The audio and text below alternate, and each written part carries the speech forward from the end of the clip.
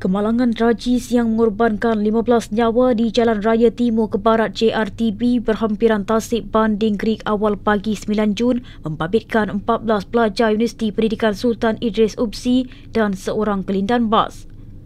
Pengarah Jabatan Bomba dan Penyelamat Malaysia JBPM Perak, Sayadi Saidon berkata, setakat ini seramai 15 disahkan meninggal dunia, terdiri 10 wanita dan 5 lelaki.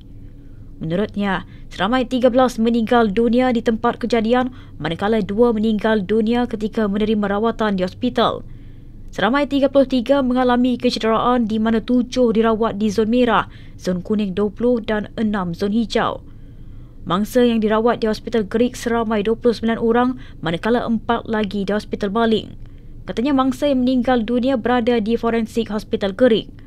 Media melaporkan seramai 15 orang disahkan maut dalam satu kemalangan tragis membabitkan sebuah bas yang membawa pelajar UPSI dan sebuah kenderaan pelbagai guna MPV berdua Alza di Jalan Raya Timur ke Barat JRTB berhampiran tasik banding Greek awal pagi 9 Jun.